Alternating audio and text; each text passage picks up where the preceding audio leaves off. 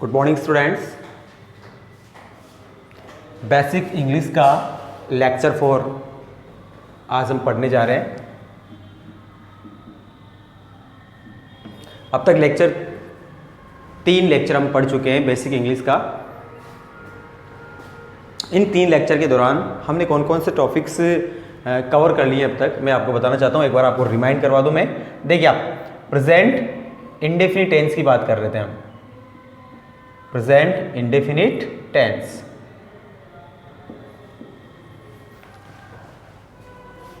यहां हमने ड्रॉप किया था प्रेजेंट इंडेफिनिट टेंस की सारी डिटेल्स हमने बता कर ली थी कि प्रेजेंट इंडेफिनिट की इंग्लिश पहचान क्या होती है, हिंदी पहचान क्या होती है, प्रेजेंट इंडेफिनिट टेंस किस चीज़ को एक्सप्रेस करता है, किस चीज़ को व्यक्त करता है। ठीक है ना। इसके अंदर हमने पढ़ा था कि प्रेजेंट इंडेफिनिट टेंस के द्वारा रेगुलेरिटी, निरंतरता,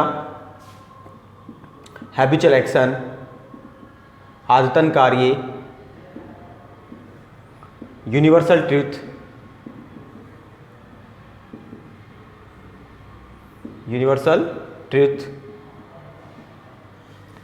सार्वभौमिक सत्य, हमने इनको डिटेल में पढ़ भी लिया था। साइंटिफिक ट्रूथ की मैं बात करूँ, वैज्ञानिक सत्य, स्पिरिचुअल ट्रूथ, आध्यात्मिक सत्य को व्यक्त करने वाला टेंस प्रेजेंट इंडेफिनिट टेंस होता है। इसके बाद हमने इसको डिवाइड किया था 2 भागों के अंदर। एक तो इंडेफिनिट वाले सेंटेंस, इंडेफिनिट वाले सेंटेंस, और दूसरे सिंपल सेंटेंस।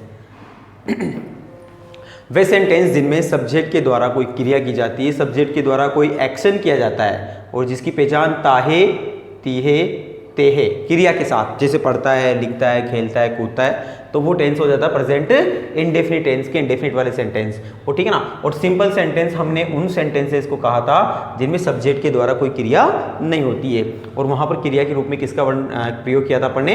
बी क्रिया की। और बी क्रिया की फर्स्ट फॉर्म क्या होती है? इज, एम, आर होती है। ठीक है। और हमने कुछ सेंटेंस बनाए थे और सेंटेंस बना करके आपको एक्सप्लेन किया था, समझाया था मैंने आपको। देखिए आप, लेकिन इससे भी इंपॉर्टेंट टॉपिक जो हम साथ के साथ कवर कर रहे थे वो था आपका वर्ब। और वर्ब को हमने 2 भागों में बांटा था। सेंटेंस बनाने के लिए इन दोनों ही वर्ब की काफ़ी आवश्यकता होती है दोस्तों। देखिए आप, वर्ब और वर्ब को हमने 2 भागों में बांट दिया था। ठीक है। हालांकि वर्ब कई प्रकार की होती है, लेकिन टेंस के साथ जिन वर्ब का हम अध्ययन करने वाले हैं उन वर्ब को अपन ने 2 भागों में बांटा था, फिनिट वर्ब और नॉन फिनिट वर्ब। देखिए फ्रेंड्स, ये हम क्यों पढ़ रहे हैं? ये पढ़ने के पीछे रीजन क्या है कि केवल सेंटेंस, केवल टेंसेस के माध्यम से हम हर वाक्य की अंग्रेजी नहीं बना सकते। केवल टेंस सीख करके हम हर वाक्य की अंग्रेजी नहीं बना सकते। ठीक है ना। उसके लिए हमें फिनिट वर्ब की, नॉन फिनिट की वर्ब की जानकारी होना जरूरी है। साथ में इसके बाद जो टॉपिक हम कवर करेंगे वो होगा क्लॉजेस। ठीक है। देखो, बोलचाल की भाषा के अंदर चाहे कोई सी भी लैंग्वेज हो, चाहे हम हिंदी की बात करें, चाहे इंग्लिश की बात करें, चाहे फ्रेंच भाषा की बात करें, चाहे संस्कृत भाषा की बात करें, बोलचाल के जितने भी सेंटेंस होते हैं वो 80% जो सेंटेंस होते हैं, 80%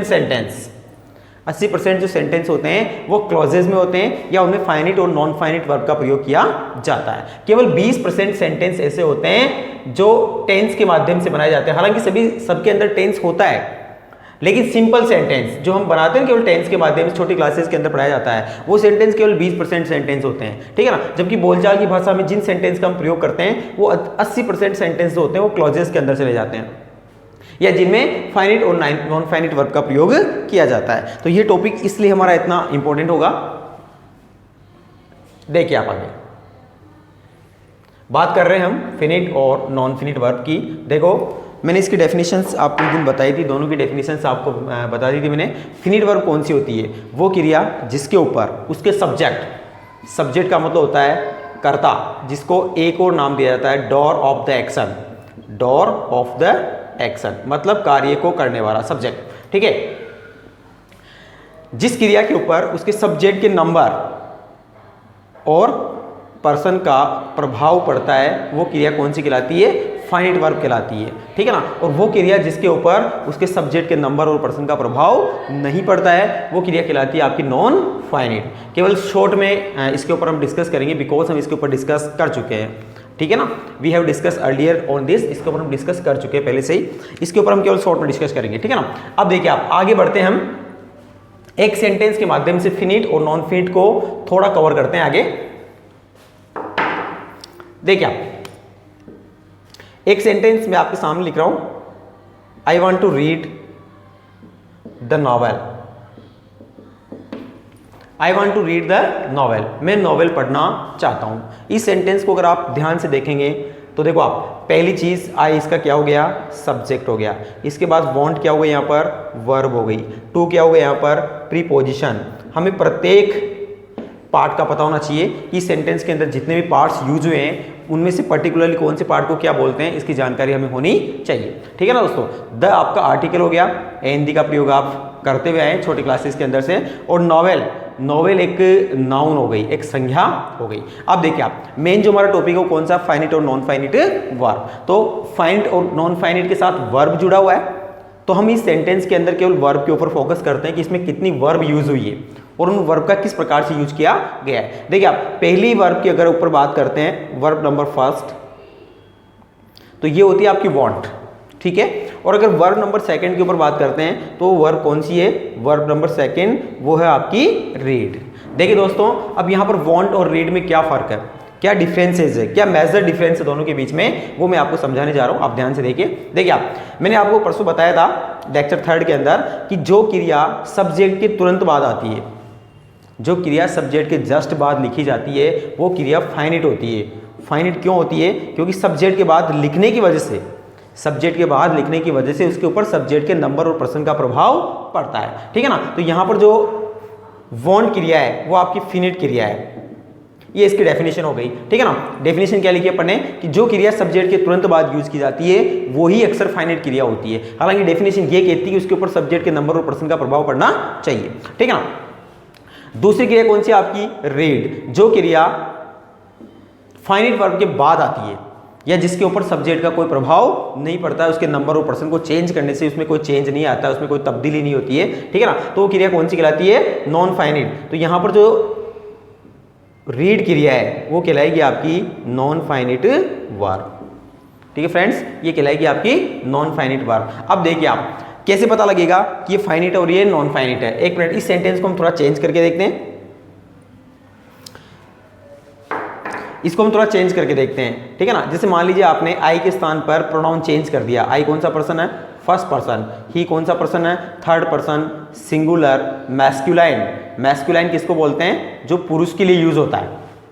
ठीक है। और फेमिनाइन किसको बोलते हैं, जो महिला के लिए यूज होता है। मान लीजिए ही के स्थान पे यहां पर अगर सी होता तो उसको बोलते थर्ड पर्सन सिंगुलर फेमिनाइन। ठीक है। और यहां पर ही क्या कहलाएगा, थर्ड पर्सन सिंगुलर मैस्कुलाइन। ठीक है ना। आपने सब्जेक्ट का पर्सन चेंज कर दिया है, थर्ड पर्सन, फर्स्ट पर्सन से आप डायरेक्टली थर्ड पर्सन पे आ गए। अब देखिए क्रिया के रूप में क्या चेंज होता है और कौन सी क्रिया के रूप में चेंज होता है, ये इंपॉर्टेंट है। देखिए आप, टेंस यहां पर प्रेजेंट सिंपल यूज हो रहा है। प्रेजेंट सिंपल की एक पहचान बताई थी मैंने आपको इंडेफिनिट की। सब्जेक्ट के बाद अगर बिना सहायक क्रिया के, बिना हेल्पिंग वर्ब के अगर फर्स्ट फॉर्म आती है तो डेफिनेटली वो टेंस प्रेजेंट इंडेफिनिटी होता है। ठीक है ना। यहाँ पर वांट का मतलब चाहना, क्रिया की कौन सी फॉर्म है, फर्स्ट फॉर्म है, बेस्ट फॉर्म है। ठीक है ना। तो ये इस सेंटेंस को प्रेजेंट इंडेफिनिट का डिक्लेयर करती है कि सेंटेंस प्रेजेंट इंडेफिनिट में लिखा हुआ है। ठीक है ना। और प्रेजेंट इंडेफिनिट में देखिए आप, जैसे आपने सब्जेक्ट चेंज किया, ही के साथ वांट के स्थान पे क्या जाएगा, वांट्स आ जाएगा। इसको डिस्कस हम पहले से कर चुके हैं। प्रेजेंट इंडेफिनिट का नियम होता है कि फर्स्ट फॉर्म के साथ एस लगाना पड़ता है आपको एफर्मेटिव सेंटेंस में। और ऊपर वाले वाक्य को ध्यान से देखने में पता लगेगा कि उपरोक्त वाक्य एक एफर्मेटिव सेंटेंस है, क्योंकि इसमें न तो नोट लगा हुआ है, न इसके पीछे इंट्रोगेटिव मार्क है, न इसके पीछे एक्सक्लेमेटरी मार्क है। ठीक है ना। तो ये सेंटेंस कौन सा है, एफर्मेटिव है। और एफर्मेटिव में कौन सा नियम काम करता है, एस या ईएस का नियम काम करता है। कब, जब सब्जेक्ट सिंगुलर होता है। तो जैसे आपने आई को बदला किसके अंदर, ही के अंदर, तो वांट के स्थान पे क्या हो गया, वांट्स हो गया। लेकिन ये जो सेकंड वर्ब आपकी कौन सी, रीड, इस रीड क्रिया के अंदर कोई चेंजेस नहीं होता है। सेकंड जो क्रिया है रीड आपकी, इस रीड क्रिया के अंदर कोई चेंजेस नहीं होता है। और डेफिनेशन क्या कहती है, डेफिनेशन ये कहती है कि जिस क्रिया के ऊपर उसके सब्जेक्ट और नंबर का कोई प्रभाव नहीं पड़ता है वो क्रिया नॉन फाइनिट कहलाती है। तो कौन सी क्रिया के अंदर चेंज आया, वांट के अंदर, तो ये कौन सी कहलाएगी, फाइनिट। और जिस क्रिया के अंदर चेंज नहीं आया, बिल्कुल बदलाव नहीं आया, वो कौन सी कहलाती है, नॉन फाइनिट कहलाती है। ठीक है ना। अब देखिए आप, इसको हम यही खत्म करते हैं और आगे बढ़ जाते हैं नॉन फाइनिट की तरफ। ये चैप्टर आपका यही खत्म हो गया। फिनिट वर्ब के ऊपर आपको बात नहीं करनी है, अब आपको बात करनी है किसके ऊपर, केवल नॉन फाइनिट वर्ब के ऊपर।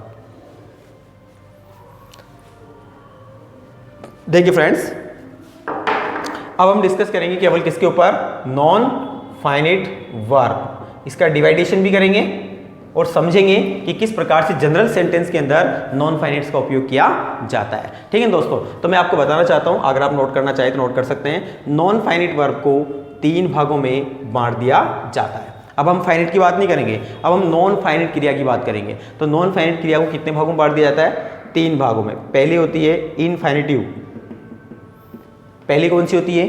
इन्फिनिटिव। दूसरा कौन सा होता है? जिरंड, दूसरा कौन सा होता है? जिरंड। और तीसरा कौन सा होता है? पार्टिसिपल। ये नॉन फाइनिट क्रियाओं के प्रकार है। नॉन फाइनिट क्रियाएं कौन सी? वे क्रियाएं जिनके ऊपर सब्जेक्ट के नंबर और पर्सन का प्रभाव नहीं पड़ता है। कहने का मतलब जो दूसरी क्रिया है, उस दूसरी क्रिया को हम डिस्कस करने जा रहे हैं, और वो दूसरी क्रिया 3 प्रकार की हो सकती है। वो इन्फिनिटिव हो सकती है, वो जिरेंड हो सकती है, वो पार्टिसिपल हो सकती है। आगे जाकर के पार्टिसिपल का भी डिवाइडेशन कर दिया जाता है, और पार्टिसिपल भी 3 भागों में बट जाते हैं। ठीक है ना। पहला पार्टिसिपल कौन सा होता है? Present participle. दूसरा पार्टिसिपल कौन सा होता है? Past participle. ठीक है। और तीसरा पार्टिसिपल कौन सा होता है? Perfect participle. ठीक है दोस्तों, तो पढ़ने के लिए हमारे पास काफी सारा मैटर हो गया है। नंबर 1 चीज हम इन्फिनिटी को डिस्कस करेंगे, दूसरा हम जिरेंड को डिस्कस करेंगे, तीसरा हम पार्टिसिपल को डिस्कस करेंगे, और पार्टिसिपल का भी आगे जो डिवाइडेशन किया हुआ है उसको हम डिस्कस करने वाले हैं अपने लेक्चर 4 और 5 के अंदर। ठीक है। तो देखो दोस्तों, सबसे पहले बात करते हैं हम नॉन फिनिट क्रिया के पहले भाग, जो आपके सामने लिखा हुआ है उसका नाम है इन्फिनिटिव। इन्फिनिटिव देखिए आप, इसका उच्चारण करना भी आप सीखें। इसका उच्चारण हो जाएगा आपका इन्फिनिटिव। कुछ बच्चों के लिए ये वर्ड बिल्कुल अननोन हो सकता है, उन्होंने बेसिक ग्रामर कभी पढ़ी नहीं हो, या बेसिक ग्रामर के अंदर केवल टेंसेस पढ़े हो, डायरेक्ट स्पीच पढ़े हो, पैसिव पढ़े हो। कहने का मतलब 10th स्टैंडर्ड की जो ग्रामर पढ़ी हो तो उसके बाद का लेवल है ये। ठीक है ना। तो हो सकता है कि इन्फिनिटिव शब्द उनके लिए बिल्कुल नया हो, लेकिन है बिल्कुल ईजी, और इसका काफ़ी उपयोग आप करते हैं। जो डेली रेगुलर के जो स्टेटमेंट होते हैं आपके, उन स्टेटमेंट के अंदर इन्फिनिटिव का प्रयोग कॉमनली किया जाता है। देखिए आप, इन्फिनिटिव किससे बनता है? पहली चीज़ तो ये कि इन्फिनिटिव किससे बनता है, तो इसका निर्माण होता है बेस फॉर्म से। इन्फिनिटिव का निर्माण किससे होता है? बेस फॉर्म से। बेस फॉर्म को दूसरा नाम कई भी बार हम डिस्कस कर चुके हैं, फर्स्ट फॉर्म। बेस फॉर्म को हम क्या कह सकते हैं? फर्स्ट फॉर्म कह सकते हैं। ठीक है। इन्फिनिटिव का निर्माण किससे होता है? बेस फॉर्म से। निर्माण का मतलब इसको क्रिएट किससे किया जाता है? इसको क्रिएट किया जाता है बेस फॉर्म से। ठीक है। अब देखिए आप, बेस फॉर्म से बनता है, लेकिन आगे जाकर के ये भी 2 भागों में बढ़ जाता है। ठीक है ना। एक होता है बेर इन्फिनिटिव, एक होता है बेर इन्फिनिटिव, और एक होता है टू इन्फिनिटिव।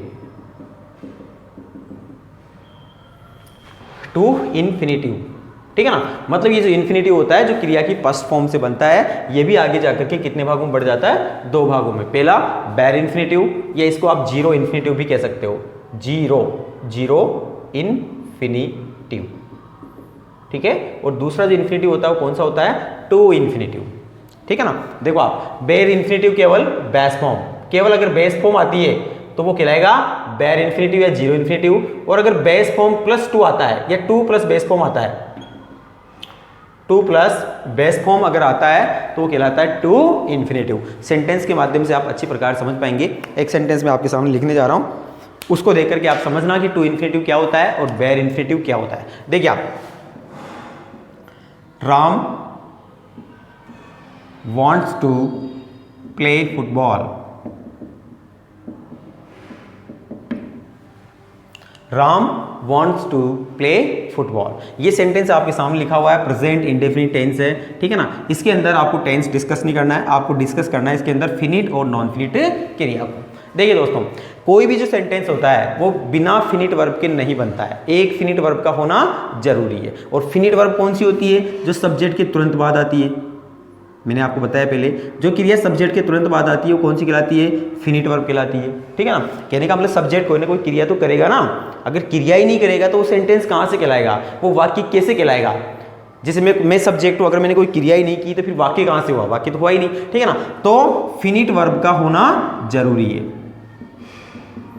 बिना फिनिट वर्ब के कोई भी सेंटेंस नहीं बनता है, एक फिनिट वर्ब का होना जरूरी है। तो आपकी फिनिट वर्ब कौन सी हो गई? वांट्स। इसकी दूसरी परिभाषा क्या होती है? सब्जेक्ट के तुरंत बाद आती है, ठीक है ना, सब्जेक्ट जो भी क्रिया करता हो फिनिट वर्ब। देखिए आप, अब इसके आगे अगर कोई क्रिया आ रही है तो उसको आपको डिस्कस करना है। देखो आप, एक क्रिया और आ रही है, टू प्ले। कौन सी क्रिया आ रही है?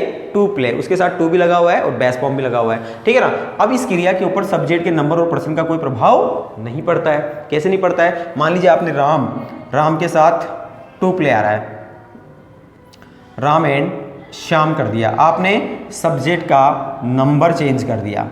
सब्जेक्ट का क्या चेंज कर दिया? नंबर चेंज कर दिया। नंबर चेंज कैसे कर दिया? पहले सिंगुलर नंबर था राम का मतलब एक ही व्यक्ति, कौन सा नंबर हो गया? सिंगुलर नंबर, ठीक है ना। अब राम एंड श्याम डबल हो गए तो कौन सा नंबर हो गया? Plural number. कौन सा नंबर हो गया? Plural number. तो जैसे आपने सब्जेक्ट का नंबर चेंज किया, मैंने आपको दो चीजें बताई थी, या तो सब्जेक्ट का पर्सन चेंज किया जाता है या सब्जेक्ट का नंबर चेंज किया जाता है। पर्सन कितने प्रकार के होते हैं? First person, second person, third person. छोटी क्लासेस का मैटर पढ़ चुके हैं पहले से ऑलरेडी, ठीक है ना। देखिए आपने यहां पर क्या चेंज किया? नंबर चेंज किया। नंबर कौन सा? सिंगुलर नंबर को आपने किस में बदल दिया? प्लूरल नंबर में। और जैसे आपने सिंगुलर नंबर को प्लूरल नंबर में चेंज किया, प्रेजेंट इंडेफिनिट का जो टेंस है वो एक्टिव हो जाता है और आपको ऐसे ये हटाना पड़ेगा, क्योंकि हमने पढ़ रखा है केवल सिंगुलर सब्जेक्ट के साथ क्या लगता है? एस या ईएस। लेकिन अगर सब्जेक्ट प्लूरल हो जाता है तो फिर एस या ईएस नहीं लगता है, तो केवल कौन सी फॉर्म आएगी? फर्स्ट फॉर्म, ठीक है ना। लेकिन ये जो क्रिया है आगे वाली प्ले, इसके अंदर कोई चेंज नहीं आता है। ऊपर वाला सेंटेंस क्या लिखा जाएगा? Ram wants to play football, Ram and Shyam want to play football. एक क्रिया ऐसी है जिसके अंदर बदलाव साफ नजर आ रहा है, वो क्रिया कौन सी है? वॉन्ट। यहां पर वॉन्ट्स लिखा हुआ है, पर्सन चेंज, नंबर चेंज करते पहले क्या रह जाएगी? वॉन्ट। लेकिन ये जो क्रिया है ना टू प्ले, इस टू प्ले के अंदर कोई चेंज नहीं आ रहा है, तो ये क्रिया कौन सी कहलाएगी? देखिए आप, जिस क्रिया में बदलाव आता है पढ़ चुके हैं, पर वो कौन सी कहलाती है? फिनिट। कौन सी कहलाती है? फिनिट। और जिस क्रिया में बदलाव नहीं आता है वो कौन सी कहलाती है? नॉन फिनिट कहलाती है। कौन सी कहलाती है? Non finite. तो यहां पर टू प्ले कौन सी है? Non finite. अब नॉन फिनिट के रूप में क्या है ये? इन्फिनिटिव। नॉन फिनिट के रूप में क्या है ये? इन्फिनिटिव। क्योंकि हमारा जो चैप्टर चल रहा है वो कौन सा चल रहा है? नॉन फिनिट चल रहा है। और नॉन फिनिट को अपन ने कितने भागों में बांट दिया था? 3 भागों में, इन्फिनिटिव, जिरंड और पार्टिसिपल। 3 भागों में बांट दिया था ना।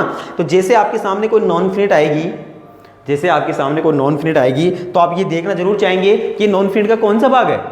ये नॉन फिनिट का कौन सा भाग है? ये इन्फिनिटिव है या ये जिरंड है या फिर ये पार्टिसिपल है? देखिए दोस्तों, इन्फिनिटिव का निर्माण किससे होता है? बेस फॉर्म से। बेस फॉर्म को क्या बोल सकते हैं? पर फर्स्ट फॉर्म बोल सकते हैं, ठीक है ना। तो यहां पर जो प्ले आ रही है वो क्रिया की कौन सी फॉर्म नजर आ रही है आपको? First form. कौन सी नजर आ रही है? First form. और फर्स्ट फॉर्म से क्या बनता है? इन्फिनिटिव। फर्स्ट फॉर्म से क्या बनता है? इन्फिनिटिव। इन्फिनिटिव के साथ अगर टू लगा हुआ हो, इन्फिनिटिव के साथ में अगर क्या लगा हुआ हो? टू। जैसा कि आपको नजर आ रहा है, प्ले के साथ में क्या नजर आ रहा है? टू। अगर इन्फिनिटिव के साथ टू लगा हुआ है तो ये कहलाता है फिर आपका टू इन्फिनिटिव। क्या कहलाता है ये आपका? टू इन्फिनिटिव, ठीक है ना। तो ये जो आपकी नॉन फिनिट्स है इसको आप इन्फिनिटिव कहेंगे। और इन्फिनिटिव को भी अपन ने कितने भागों में बांटा? 2 भागों में। कौन कौन से? बेर इन्फिनिटिव और टू इन्फिनिटिव। तो इन्फिनिटिव कौन सा कहलाएगा? टू इन्फिनिटिव, क्योंकि इसके साथ में क्या लगा हुआ है? टू लगा हुआ है। यहां तक क्लियर है दोस्तों? अगर कोई दिक्कत होती है तो हम आगे 1-2 सेंटेंस और डिस्कस करने जा रहे हैं। देखिए आप, एक वाक्य और बताऊं मैं आपको।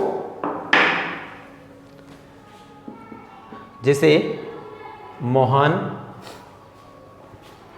Goes to watch movie. Mohan goes to watch movie. Mohan movie देखने जाता है, ठीक है ना। इसके नीचे वाले सेंटेंस में मैंने नंबर को बदल करके प्लूरल कर दिया, मोहन एंड सोहन। और जैसे मोहन एंड सोहन किया गया वैसे गोज किस में ट्रांसफर हो जाता है? गो के अंदर बदल जाता है, गो के अंदर चेंज हो जाता है। प्रेजेंट इंडेफिनिट टेंस का नियम लागू होता है। कई बार बता चुका हूं मैं आपको, बार बार बताने की आवश्यकता नहीं है, आप समझ जाइए। गो टू वॉच मूवी, ठीक है। 2 सेंटेंस आपके सामने लिखे हुए हैं, दोनों सेंटेंस के अंदर 2-2 क्रियाएं काम कर रही है। कितनी क्रियाएं काम कर रही है? 2-2 क्रियाएं काम कर रही है। अब आपको देखना ये कि कौन सी फिनिट है, कौन सी नॉन फिनिट है, और जो नॉन फिनिट है वो उसका कौन सा भाग है। देखिए आप डिस्कस करते हैं। कौन सी क्रिया में बदलाव आ रहा है? गो गॉच। गो गॉच साफ नजर आ रहा है। प्लूरल सब्जेक्ट के साथ सोहन एंड मोहन कितने हो गए? दो। दो बन के क्या बना देते हैं? प्लूरल। मोहन क्या है? अकेला। अकेला क्या कहलाएगा? सिंगुलर। क्या कहलाएगा? सिंगुलर कहलाएगा। ठीक है फ्रेंड्स, तो देखिए आप, ये सिंगुलर हो गया, ये प्लूरल हो गया। ठीक है, प्लूरल के साथ क्या आ रही है? गो, लेकिन सिंगुलर के साथ क्या आ रही है? गॉज। मतलब जैसे आपने सब्जेक्ट, सब्जेक्ट का मतलब कर्ता, जैसे आपने सब्जेक्ट का नंबर चेंज किया, नंबर का मतलब वचन।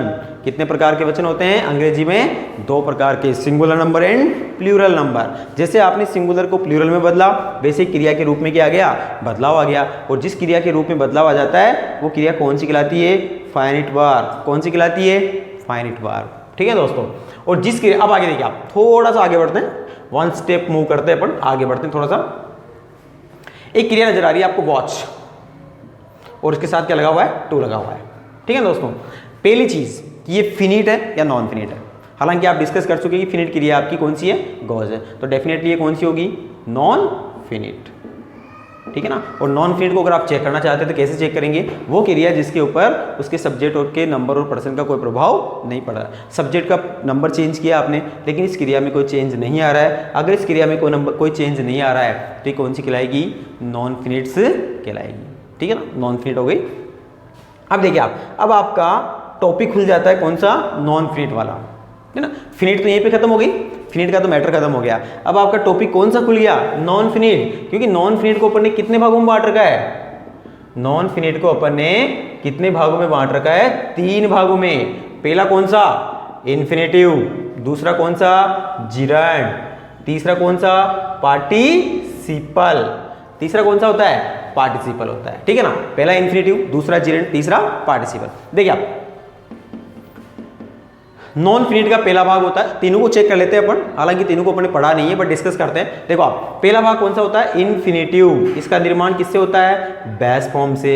नियम ये कहता है कि इसका निर्माण किससे होता है? बेस फॉर्म से। बेस फॉर्म को दूसरा नाम क्या दिया जाता है? फर्स्ट फॉर्म दिया जाता है। क्या दिया जाता है? First form. अगर आप यहाँ पे ध्यान से देखेंगे तो watch, watch, watched, watched, watching, तो यहाँ पर जो वॉच है वो साफ साफ नजर आ रहा है कि ये क्रिया का बेस फॉर्म है। कौन सा फॉर्म है ये? Base form. ठीक है ना। अगर ये बेस फॉर्म है तो आप इसको डेफिनेटली क्या नाम देंगे? इनफिनिटिव। कौन सा नाम दोगे आप इसको? इनफिनिटिव। अब देखिए, इनफिनिटिव भी खुलता है आगे। कैसे खुलता है? अगर इसके साथ में टू लगा हुआ है तो टू इन्फिनिटिव, अगर बिना टू के आ रहा है तो बैर इन्फिनिटिव। ठीक है ना। क्या लगा हुआ है? इसके साथ में टू लगा हुआ है, दोनों जगह नजर आ रहा है आपको, टू वॉच, टू वॉच। ठीक है ना, तो ये इन्फिनिटिव कौन सा हो गया? To infinitive. ठीक है, टू इन्फिनिटिव। ठीक है, ये होता है। अब देखिए दोस्तों, आप इसका उपयोग सेंटेंसेस में आप कैसे कर सकते हैं? तो नियम ये कहता है दोस्तों कि इन्फिनिटिव का प्रयोग, पहले एक चीज, एक मिनट सॉरी, मैं आपको बैर इन्फिनिटिव की भी जानकारी दे दूं। बैर इन्फिनिटिव किससे बनता है? बेस फॉर्म से बनता है। बस उसमें फर्क क्या होता है कि उसके साथ टू का प्रयोग नहीं किया जाता है, वो केवल बेस फॉर्म के रूप में आता है। लेकिन एक चीज़ और है, बेस फॉर्म का प्रयोग कुछ सेलेक्टेड क्रियाओं के साथ ही किया जाता है। हर क्रिया के साथ आप बैर इन्फिनिटिव का प्रयोग नहीं कर सकते। एक क्रिया देखिए आप, लेट मी गो, लेट मी गो। ठीक है, आई सा हिम गो, मैंने उसे जाते हुए देखा। दो सेंटेंस आपके सामने आपको नजर आ रहे हैं। ठीक है ना। देखो आप, पहली क्रिया लेट, दूसरी क्रिया गो। पहली क्रिया सा, दूसरी क्रिया गो। ठीक है, दो क्रियाएं नजर आ गई। पहली क्रिया हमेशा कौन सी होती है? फाइनाइट। कौन सी होती है? फाइनाइट। और दूसरी क्रिया हमेशा कौन सी होती है? Non finite. कौन सी होती है? Non finite. ठीक है ना, दूसरी क्रिया कौन सी होती है? Non finite. ये हम पहले डिस्कस कर चुके हैं। पहली क्रिया कौन सी? फिनिट। और दूसरी क्रिया कौन सी? Non finite. ठीक है, अब देखिए आप, अब नॉन फिनिट वाला टॉपिक खुल गया आपका, यहां से आपका नॉन फिनिट खुल जाता है। तो नॉन फिनिट का पहला भाग कौन सा होता है? इन्फिनेटिव। कौन सा होता है? इन्फिनेटिव। जिरंड हमने पढ़ा नहीं है, पार्टिसिपल हमने पढ़ा रही है। पहला भाग कौन सा होता है? इन्फिनेटिव। और इन्फिनेटिव का निर्माण किससे होता है? बेस फॉर्म से। अब यहाँ पर आप अगर ध्यान से देखेंगे तो जो गो क्रिया है ना, वो फर्स्ट फॉर्म के रूप में लिखी हुई है। गो फर्स्ट फॉर्म होती है, गो, वेंट, गॉन, गोइंग। गो, वेंट, गॉन, गोइंग। तो यहाँ पर गो कौन सी फॉर्म है? फर्स्ट फॉर्म है। ठीक है ना। और फर्स्ट फॉर्म से क्या बनता है? फर्स्ट फॉर्म से बनता है इन्फिनेटिव। फर्स्ट फॉर्म से क्या बनता है? इन्फिनेटिव। ठीक है, अब इन्फिनेटिव भी खुल जाता है आगे जाके। कितने प्रकार के? दो प्रकार के। कौन कौन से? बैर इन्फिनेटिव या टू इन्फिनेटिव। क्या इसके साथ टू लगा हुआ है? क्या इसके साथ में टू लगा हुआ, गो के साथ में नहीं लगा हुआ ना, तो फिर ये कौन सा इन्फिनेटिव कहलाएगा, ये बेर इन्फिनेटिव कहलाएगा। या इसको एक और नाम दिया जा सकता है, जीरो इन्फिनेटिव। ठीक है, तो ये जो इन्फिनेटिव कहलाएगा आपको कौन सा कहलाएगा, बेर इन्फिनेटिव। लेकिन इसका प्रयोग कुछ सिलेक्टेड क्रियाओं के साथ ही किया जाता है। जैसे सी क्रिया हो गई, सी के साथ आप बेस फॉर्म लगा सकते हैं, ठीक है ना। लेट क्रिया हो गई, लेट क्रिया के साथ आप गो लगा सकते हैं। अदरवाइज दूसरी क्रियाओं के साथ आपको टू ही लिखना पड़ेगा। जैसे आप आई वांट गो नहीं लिख सकते, आई वांट गो आप नहीं लिख सकते, आपको इसको टू इन्फिनेटिव में चेंज करना ही पड़ेगा, ठीक है ना। लेकिन सा क्रिया के साथ, सी क्रिया के साथ आप लिख सकते हैं, ठीक है ना। फॉरबिड क्रिया के साथ ऐसी कोई सारी क्रियाएं होती है, समय मिलने पर आपके साथ डिस्कस करूंगा मैं। फॉरबिड हो गई, लैट हो गई, सी हो गई, एपियर हो गई, ऐसी कुछ क्रियाएं होती है जिनके साथ में आप बेर इन्फिनेटिव का प्रयोग कर सकते हैं, ठीक है ना।